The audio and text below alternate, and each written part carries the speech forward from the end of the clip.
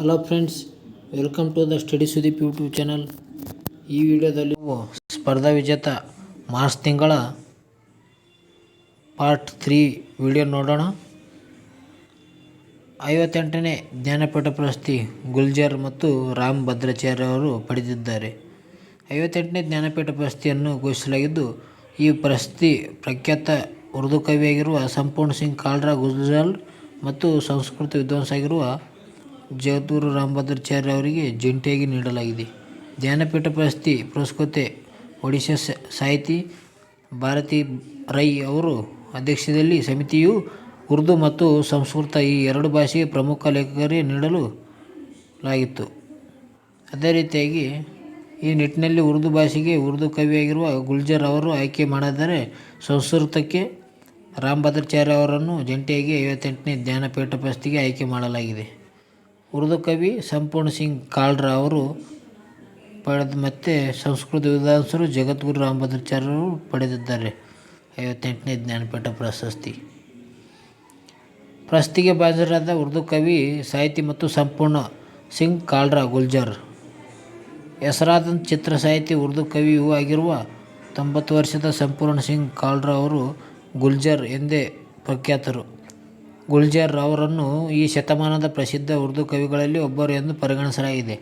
ಇವರು ಆಸ್ಕರ್ ಮತ್ತು ಗ್ರಾಮಿ ಪ್ರಶಸ್ತಿ ಪಡೆದ ಸ್ಲಮ್ಡಾಗ್ ಮಿಲಿಯನೇರ್ ಚಿತ್ರಕ್ಕೆ ಜೈ ಓ ಗೀತೆಯನ್ನು ರಚಿಸಿದರು. ಸ್ಲಮ್ಡಾಗ್ ಮಿಲಿಯನೇರ್ ಚಿತ್ರವು ಜನಪ್ರಿಯ ಜೈ ಓ ಗೀತೆಯನ್ನು 2009ರಲ್ಲಿ ಆಸ್ಕರ್ ಪ್ರಶಸ್ತಿ ಲಭಿಸಿದೆ. 2010ರಲ್ಲಿ ಗ್ರಾಮಿ ಪ್ರಶಸ್ತಿ ಕೂಡ ಲಭಿಸಿದೆ. ಅದೇ ರೀತಿಯಾಗಿ ಮಾಚಿಸ್, ಓಂಕಾರ್ ದಿಶೆಯಲ್ಲಿ ಇನ್ನು ಇವರು ಬರೆದ ಗೀತೆಗಳು ಭಾರಿ ಜನಪ್ರಿಯಗಳಾಗಿವೆ. ಇವರು ಉರ್ದು ಭಾಷೆಯಲ್ಲಿ ಮುಕಾಫಾ ಅಂದರೆ ತ್ರಿಪದಿ ಛಂದೋದಕವನ್ನು ಮೊದಲ ಬಾರಿಗೆ ಪರಿಚಯಿಸಿದ್ದಾರೆ. ಈ ಮೂಲಕ ಗುಲ್ಜಾರ್ ಅವರು ತಮ್ಮ ಕವಿತೆಯಲ್ಲಿ ಇವರು 3 ಸಾಲುಗಳ ತ್ರಿವೇಣಿ ಎಂಬ ಹೊಸ ಪ್ರಕಾರವನ್ನೇ ಸೃಷ್ಟಿಸಿದ್ದಾರೆ.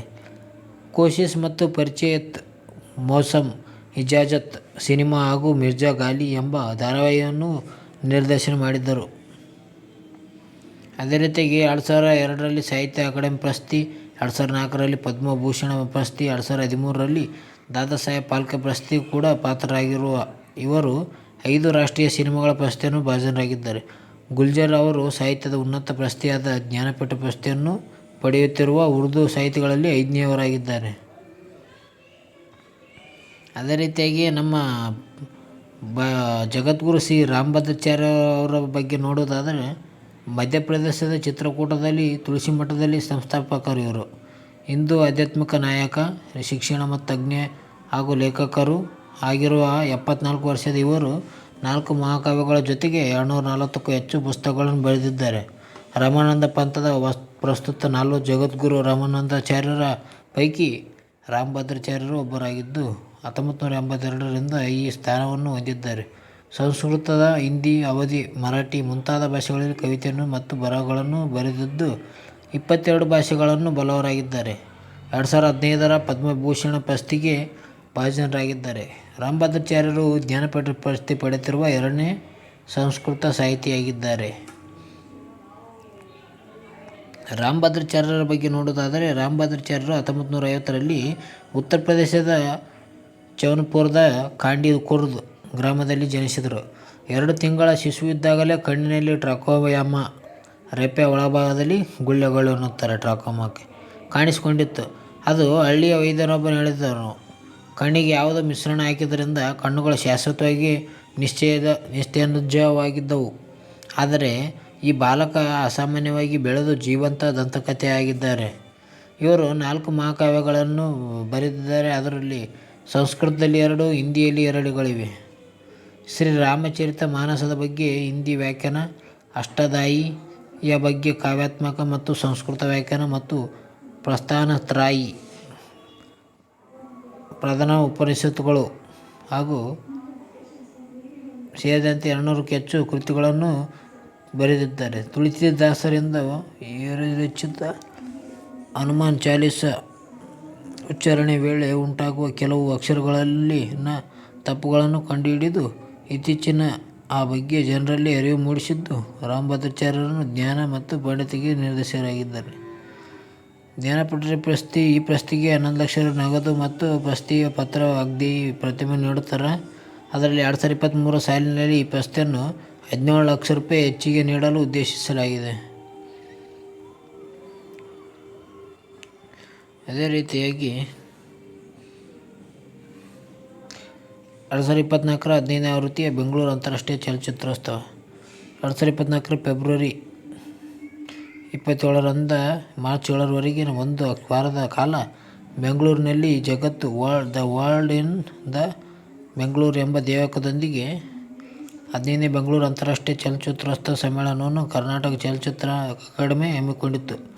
2024 ಫೆಬ್ರವರಿ 29ರಂದು ಈ ಸಮ್ಮೇಳನವನ್ನು ಮುಖ್ಯಮಂತ್ರಿ ಸಿದ್ದರಾಮಯ್ಯರವರು ಬೆಂಗಳೂರಿನಲ್ಲಿ ವಿಧಾನಸಭೆಯ ಪೂರ್ವದ್ವಾರದಲ್ಲಿ ಉದ್ಘಾಟಿಸಿದರು. ಇದೇ ಸಂದರ್ಭದಲ್ಲಿ ಚಿತ್ರಮಹೋತ್ಸವದ ಸ್ಮರಣ ಸಂಚಿಕೆಯನ್ನು ಕನ್ನಡ ಖ್ಯಾತ ನಟರಾದ ಡಾ. ಶಿವರಾಜಕುಮಾರ್ ಅವರು ಬಿಡುಗಡೆ ಮಾಡಿದರು. ಅದೇ ರೀತಿಯಾಗಿ 3 ಬಾರಿ ಗ್ರಾಮಿ ಪ್ರಶಸ್ತಿ ವಿಜೇತ ಆಗಿರುವ ರಿಕ್ಕಿ ಕ್ರೇಜ್ ಅವರು ಸಾಂಸ್ಕೃತಿಕ ಕಾರ್ಯಕ್ರಮವನ್ನು ನಡೆಸಿಕೊಟ್ಟರು.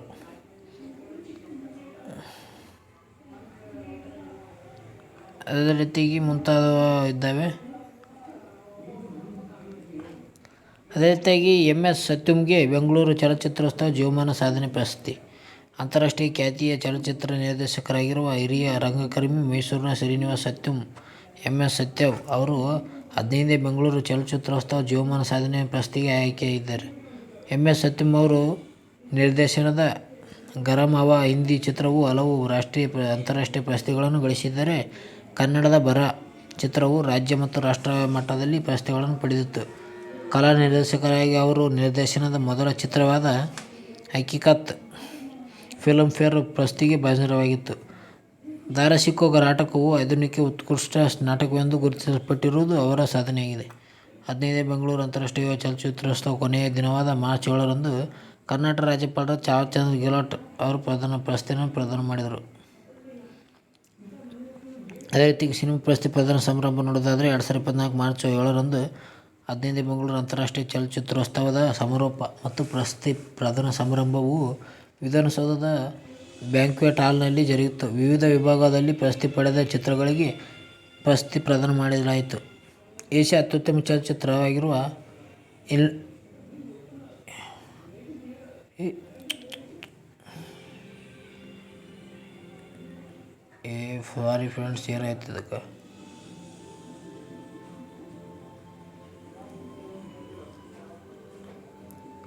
ಇನ್ಯಾಲ್ ಲಾಲ್ a boy Arabic ಭಾಷೆಯಲ್ಲಿದೆ.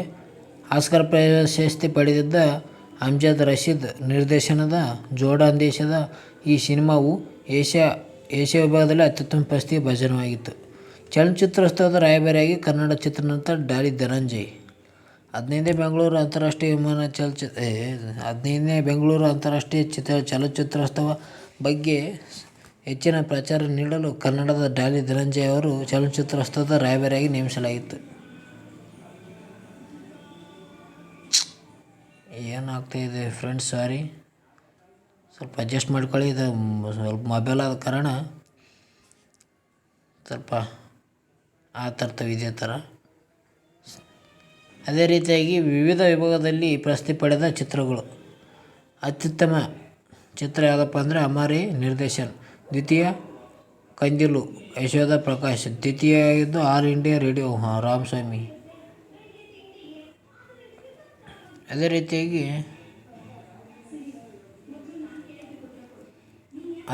Bharat cinema ವಿಭಾಗದಲ್ಲಿ ಪ್ರಮುಖ ಪ್ರಶಸ್ತಿಗಳು. ಅತ್ಯುತ್ತಮ ಚಿತ್ರ ಶ್ಯಾಮ್ಚಿ ಆಯ್ ಸಂಜಯ್ ದತ್ಕಾಯ್ ಮರಾಠಿ ಭಾಷೆಯಲ್ಲಿದೆ. ದ್ವಿತೀಯ ಹಯೋತಿ ಮತಿರಾವ್ ಮೂರ್ತಿ ತಮಿಳು ಭಾಷೆಯಲ್ಲಿ. ತೃತೀಯ ಚಾವೇರ್ ತನು ಪಾಂಚಾಲ್ ನಿರ್ದೇಶನವಿದೆ.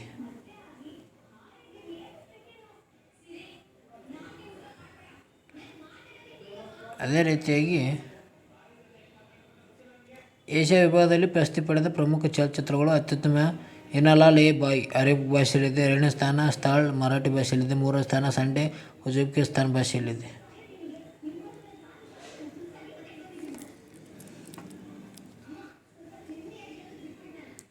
ಅದೇ ರೀತಿಯಾಗಿ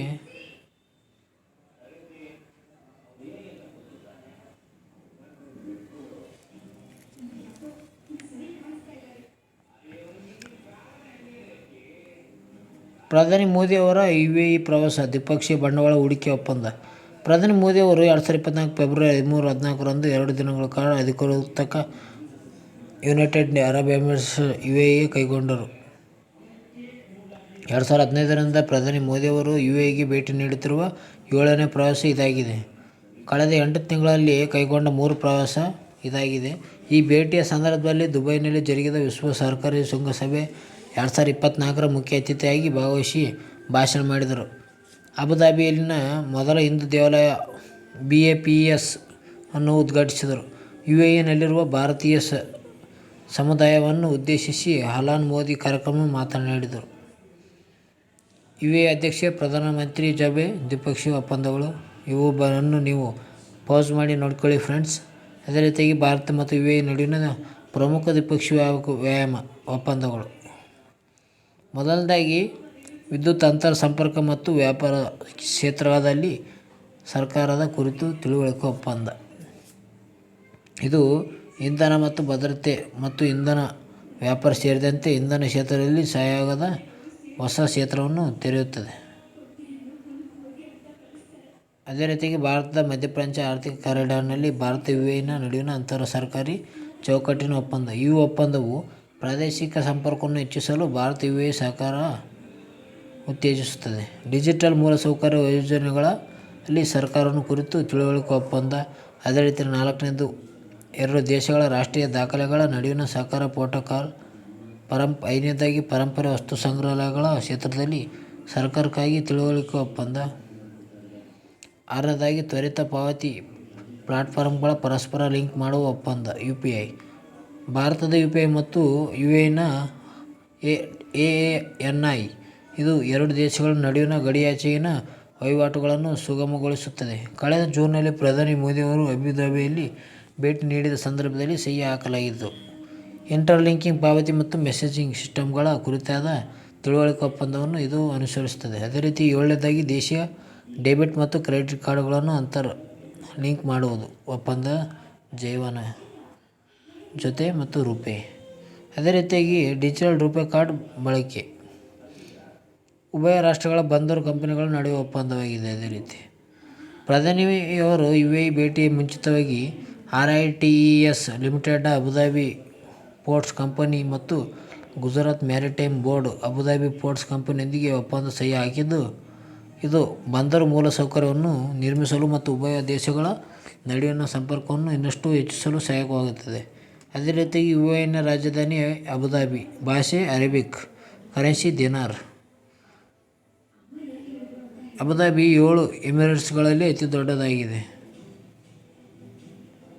ಅದೇ ರೀತಿಯಾಗಿ 11ನೇ ಆವೃತ್ತಿಯ ವಿಶ್ವ ಸಹಕಾರ ಶೃಂಗಸಭೆ ದುಬೈ. 2024 ಫೆಬ್ರವರಿ 12ರಿಂದ 14ರವರೆಗೆ ಯುನೈಟೆಡ್ ಅರಬ್ ಎಮಿರೇಟ್ಸ್ ದುಬೈನಲ್ಲಿ 11ನೇ ಆವೃತ್ತಿಯ ವಿಶ್ವ ಆಡಳಿತ ಶೃಂಗಸಭೆಯು ಭವಿಷ್ಯದ ಸರ್ಕಾರವನ್ನು ರೂಪಿಸುವುದು ಎಂಬ ಧ್ಯೇಯೋಕ್ತಿಯೊಂದಿಗೆ ಜರುಗಿತು. ಈ ಶೃಂಗಸಭೆಯಲ್ಲಿ ಭಾರತ ಪ್ರಧಾನಿ ನರೇಂದ್ರ ಮೋದಿ ಅವರು ಗೌರವ ಅತಿಥಿಗಳಾಗಿ ಭಾಗವಹಿಸಿದರು ಮತ್ತು ವಿಶೇಷ ಮುಖ್ಯ ಭಾಷಣವನ್ನು ಮಾಡಿದರು. ಈ ಸಮಾವೇಶದಲ್ಲಿ 23 ಸಚಿವ ಮಟ್ಟದ ಸಭೆಯಲ್ಲಿ ಜರುಗಿದವು. 85ಕ್ಕೂ ಹೆಚ್ಚು ಅಂತಾರಾಷ್ಟ್ರೀಯ, ಪ್ರಾದೇಶಿಕ ಮತ್ತು ಅಂತರ್ ಸರ್ಕಾರಿ ಸಂಸ್ಥೆಗಳು ಭಾಗವಹಿಸಿದವು. ಜಗತ್ತಿನಾದ್ಯಂತ 120 ಸರ್ಕಾರಿ ಆಹ್ವಾನಿತರು ಭಾಗವಹಿಸಿದರು. 27 ಅಂತಾರಾಷ್ಟ್ರೀಯ ಮತ್ತು ಪ್ರಾದೇಶಿಕ ಸಂಘಟನೆಯ ಮುಖ್ಯಸ್ಥರುಗಳು ಭಾಗವಹಿಸಿದರು. ವಿಶ್ವ ಸಹಕಾರ ಶೃಂಗಸಭೆ 2024ರ 6 ಮುಖ್ಯ ವಿಷಯ ಏನಪ್ಪ ಅಂತಂದರೆ, ಮೊದಲನೇದಾಗಿ ಸರ್ಕಾರದ ವೇಗವರ್ಧನೆ ಮತ್ತು ರೂಪಾಂತರ. 2ನೇದು ಕೃತಕ ಬುದ್ಧಿಮತ್ತೆ ಮತ್ತು ಮುಂದಿನ ಗಡಿಗಳು. 3ನೇದು ಅಭಿವೃದ್ಧಿ ಮತ್ತು ಭವಿಷ್ಯದ ಆರ್ಥಿಕತೆಯನ್ನು ಮರುರೂಪಿಸುವುದು. 4ನೇದು ಭವಿಷ್ಯದ ಸಮಾಜಗಳು ಮತ್ತು ಶಿಕ್ಷಣ. 5ನೇದು ಸುಸ್ಥಿರತೆ ಮತ್ತು ಹೊಸ ಜಾಗತಿಕ ಬದಲಾವಣೆಗಳು. 6ನೇದು ನಗರೀಕರಣ ಮತ್ತು ಜಾಗತಿಕ ಆರೋಗ್ಯ ಆದ್ಯತೆಗಳು. ಭಾರತ ಪ್ರಧಾನಿ ಮೋದಿಯವರು ಭಾಷಣ ಮಾಡಿದರು. ಅಲ್ಲಿ ಮಾಡಿದ ಸಂದರ್ಭದಲ್ಲಿ 2024ರ ಸಭೆಯಲ್ಲಿ ಗೌರವ ಆತಿಥ್ಯ ಪಡೆದ 3 ದೇಶಗಳು ಯಾವಪ್ಪ ಅಂದರೆ ಭಾರತ, ಟರ್ಕಿ ಮತ್ತು ಕತಾರ್. 2024ರ ಸಭೆಯಲ್ಲಿ AI ಚಾಲಿತ ಸರ್ಕಾರ ಸೇವೆಗಳನ್ನು ನೀಡುವುದಕ್ಕಾಗಿ ಭಾರತವು ಪ್ರತಿಷ್ಠಿತ 9ನೇ ಆವೃತ್ತಿಯ ಗೋಟೆಕ್ ಅವಾರ್ಡನ್ನು ಪಡೆದಿದೆ. ಕೇಂದ್ರ ರಸ್ತೆ ಸಾರಿಗೆ ಮತ್ತು ಹೆದ್ದಾರಿ ಸಚಿವಾಲಯವು AI ತಂತ್ರಜ್ಞಾನದ ಸಂಯೋಜನೆ ಮೂಲಕ ರಸ್ತೆಗಳು ಸುರಕ್ಷಿತವಾಗಿ ರೂಪಿಸಿದ ಕಾರ್ಯತಂತ್ರವನ್ನು IRAST ಇ ಅನ್ನು ಈ ಸೇವೆಗೆ ಪ್ರಶಸ್ತಿಯನ್ನು ಆಯ್ಕೆ ಮಾಡುವ ಸಂದರ್ಭದಲ್ಲಿ ಸ್ಮರಿಸಲಾಗುತ್ತದೆ. ವಿಶ್ವ ಆಡಳಿತ ಶೃಂಗಸಭೆ ಹಿನ್ನೆಲೆ ನೋಡುವುದಾದರೆ, ಜಾಗತಿಕ ಸಮಸ್ಯೆಗಳನ್ನು ಬಗೆಹರಿಸಲು ಪ್ರಪಂಚದಾದ್ಯಂತ ನಾಯಕರು ಮತ್ತು ತಜ್ಞರುಗಳನ್ನು ಮತ್ತು ದಾರ್ಶನಿಕರನ್ನು ಒಗ್ಗೂಡಿಸುವ ಉದ್ದೇಶದಿಂದ ವಿಶ್ವ ಆಡಳಿತ ಶೃಂಗಸಭೆಯನ್ನು ಆರಂಭಿಸಲಾಯಿತು. ಪ್ರತಿ ವರ್ಷ ದುಬೈನಲ್ಲಿ ವಿಶ್ವ ಆಡಳಿತ ಶೃಂಗಸಭೆ ಜರುಗುತ್ತದೆ. ಮೊದಲನೇ ಬಾರಿಗೆ 2013ರಲ್ಲಿ UAE ಉಪಾಧ್ಯಕ್ಷ ಮತ್ತು ಪ್ರಧಾನಮಂತ್ರಿಗಳ ನೇತೃತ್ವದಲ್ಲಿ ಮೊದಲ ವಿಶ್ವ ಆಡಳಿತ ಶೃಂಗಸಭೆ ಜರುಗಿತು. ಯಾವಾಗಪ್ಪ ಅಂದರೆ 2013ರಲ್ಲಿ.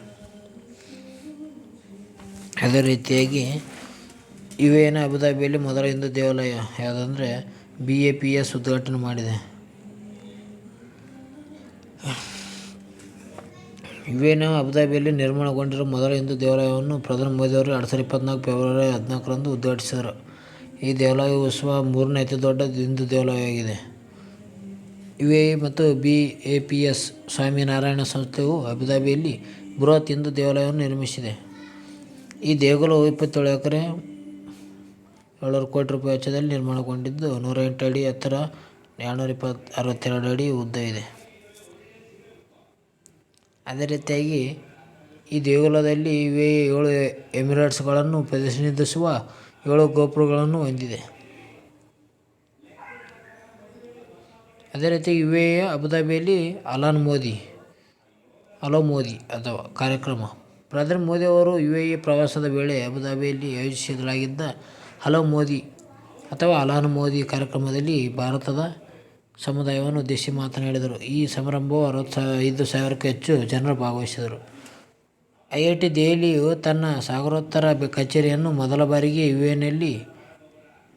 UAE ದೇಶದಲ್ಲಿ ಅಬುಧಾಬಿಯಲ್ಲಿ ಆರಂಭಿಸಿದೆ.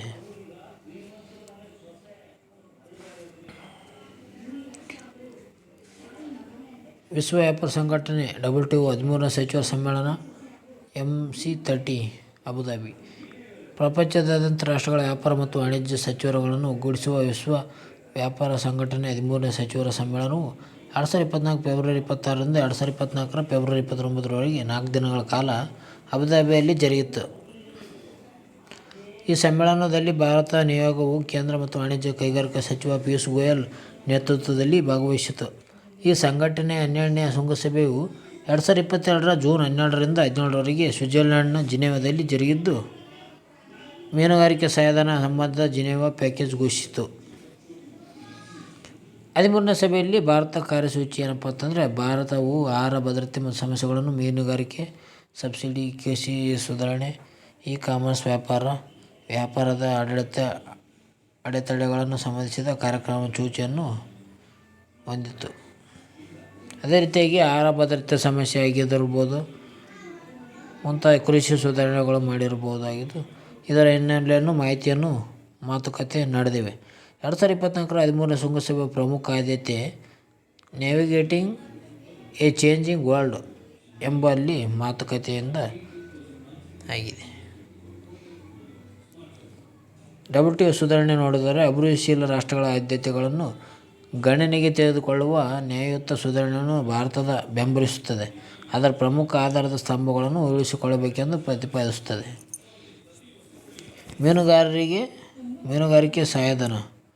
ಅಭಿವೃದ್ಧಿಶೀಲ ರಾಷ್ಟ್ರಗಳು ತಮ್ಮ ಬಡ ಮೀನುಗಾರರಿಗೆ EEZ ಗಳವರೆಗೆ ಅಥವಾ ತೀರದ 200 ನಾಟಿಕಲ್ ಮೈಲುಗಳವರೆಗೆ ಮೀನು ಹಿಡಿಯಲು ಸಬ್ಸಿಡಿಗಳನ್ನು ನೀಡಲು ಅನುಮತಿಸಲಾಗಿದೆ. ಈ ವಲಯದಲ್ಲಿ ಮೀನುಗಾರಿಕೆಗಳಲ್ಲಿ ತೊಡಗಿರುವ ಶ್ರೀಮಂತ ರಾಷ್ಟ್ರಗಳು ಮುಂದಿನ 25 ವರ್ಷಗಳವರೆಗೆ ಯಾವುದೇ ರೀತಿಯ ಸಬ್ಸಿಡಿಗಳನ್ನು ನೀಡುವುದು ನಿಲ್ಲಿಸಬೇಕೆಂದು ಪ್ರತಿಪಾದಿಸಿತು.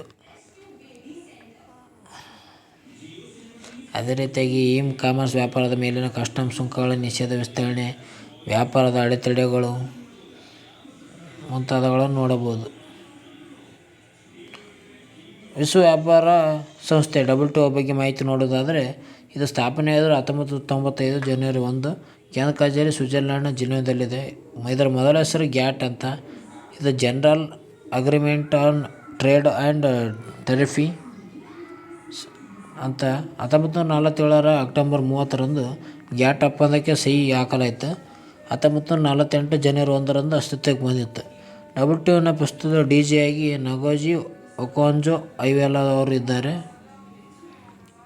WTOಗೆ ಸಮಸ್ಯೆ ಪರಿಕಲ್ಪನೆಗಳು ಸರಕು ವ್ಯಾಪಾರ, ಸೇವೆಯಲ್ಲಿನ ವ್ಯಾಪಾರ, ಬೌದ್ಧಿಕ ಆಸ್ತಿ ಹಕ್ಕುಗಳು, ವಿದೇಶಿ ಬಂಡವಾಳ ಹೂಡಿಕೆ ಸಂಬಂಧಿಸಿದಂತೆ ಅಂಬರ್ ಪೆಟ್ಟಿಗೆ, ಹಸಿರು ಪೆಟ್ಟಿಗೆ, ನೀಲಿ ಪೆಟ್ಟಿಗೆ ಸಹಾಯಧನಗಳನ್ನು ಪ್ರಕಟ ವರದಿ ಮಾಡುತ್ತದೆ. ವ್ಯಾಪಾರ ಸೌಲಭ್ಯದ ವಿಶ್ವ ವ್ಯಾಪಾರ ವರದಿ ಅಂತಾರಾಷ್ಟ್ರೀಯ ವ್ಯಾಪಾರ ಕಾವಲು ನಾಯಿ ಎಂದೇ ಖ್ಯಾತಿಯಾದ ಸಂಸ್ಥೆಯಾಗಿದೆ. ಉರುಗ್ವೆ ಸಮ್ಮೇಳನದ ಫಲವಾಗಿ ಸ್ಥಾಪನೆಯಾದ ಜಾಗತಿಕ ಸಂಸ್ಥೆಯಾಗಿದೆ. WT 2024 ಫೆಬ್ರವರಿಯಲ್ಲಿ ನಡೆದ WT ಸಭೆಯಲ್ಲಿ ಸದಸ್ಯ ರಾಷ್ಟ್ರಗಳು ಒಮ್ಮತ ಅಭಿಪ್ರಾಯದಿಂದ ಕೊಮೊರೊಸ್ ಮತ್ತು ಟೈಮೋರ್ ಲೆಸ್ತೆ ಈಸ್ಟ್ ಟೈಮೋರ್ಗಳನ್ನು ಒಕ್ಕೂಟದ 165 ಮತ್ತು 166ನೇ ದೇಶಗಳಾಗಿ ಸೇರ್ಪಡೆ ಮಾಡಲು ಒಪ್ಪಿಗೆ ಸೂಚಿಸಿವೆ. ಯಾವುದ್ಯಾವುದಪ್ಪ ಅಂದರೆ 165ನೇದಾಗಿ ಕೊಮೊರೊಸ್ ಮತ್ತು 166ನೇದಾಗಿ ಟೈಮೋರ್ ಲೆಸ್ಟೆ. ಓಕೆ ಫ್ರೆಂಡ್ಸ್, ಇವತ್ತಿನ ವಿಡಿಯೋದಲ್ಲಿ ಇಷ್ಟೇ ನೋಡೋಣ. ಇನ್ನು ಮುಂದೆ ಬರೋ ವಿಡಿಯೋದಲ್ಲಿ ಸ್ಪರ್ಧಾ ವಿಜೇತ ಮ್ಯಾಗ್ಝಿನ್ನ ಕಂಪ್ಲೀಟ್ ಮಾಡಲು ತಯಾರಿ ಮಾಡೋಣ. ನಮ್ಮ ವಿಡಿಯೋ ಏನಾದರೂ ನಿಮ್ಗೆ ಇಷ್ಟ ಆದರೆ ಲೈಕ್ ಮಾಡಿ, ಶೇರ್ ಮಾಡಿ, ಸಬ್ಸ್ಕ್ರೈಬ್ ಆಗೋದಂತೂ ಮರಿಬೇಡ್ರಿ. ಯಾಕಂದರೆ ಸ್ವಲ್ಪ ಸ್ಪರ್ಧಾ ವಿಜೇತ ಓದಿಕೊಳ್ಳಿ ಮತ್ತು ರಿವಿಷನ್ ಕೂಡ ಮಾಡಿಕೊಳ್ಳಿ. ಓಕೆ ಫ್ರೆಂಡ್ಸ್, ಬಾಯ್.